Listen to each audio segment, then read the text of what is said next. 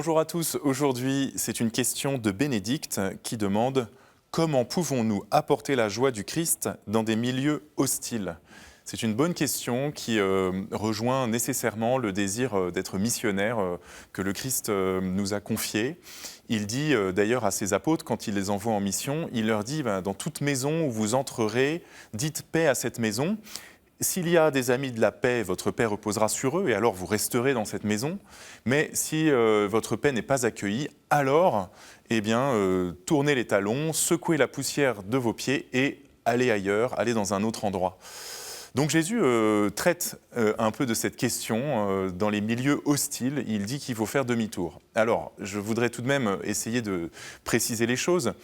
Nous avons le souci d'être missionnaires, de porter la joie de l'Évangile, parce que c'est une joie qui nous habite, qui nous a touchés, et on veut la partager aux autres. Mais il arrive parfois que nous soyons maladroits. Donc il faut aussi faire attention, si le milieu est hostile, c'est peut-être que l'annonce n'est pas bonne. Donc c'est la première vérification. Est-ce que nous sommes dans une vraie attitude de douceur, de joie, de liberté?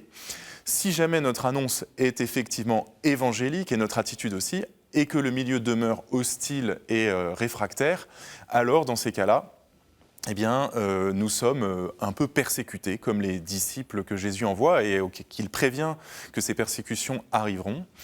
Là, soit le milieu est vraiment hostile, par exemple le milieu professionnel, si jamais notre foi est un sujet de dérision, il n'est pas peut-être pas nécessaire d'insister. Et si jamais nous sommes même persécutés, parfois il est bon de fuir. La fuite est une stratégie spirituelle lorsque nous sommes sans ressources face à l'hostilité.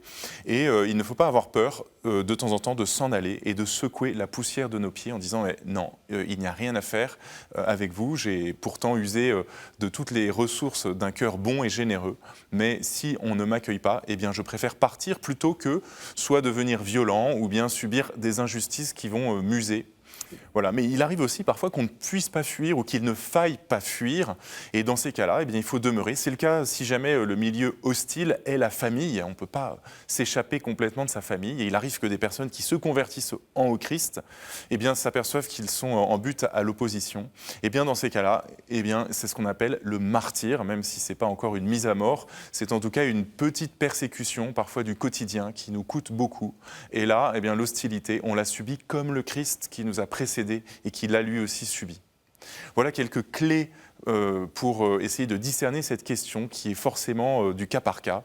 Donc Bénédicte, bon courage dans votre annonce du Christ, tenez bon. Et je vous invite tous à envoyer vos questions si vous le souhaitez sur l'adresse pourquoipadré@ktotv.com ou bien sur les réseaux sociaux avec le hashtag pourquoipadré et sur le site ktotv.com. Je vous souhaite une bonne journée.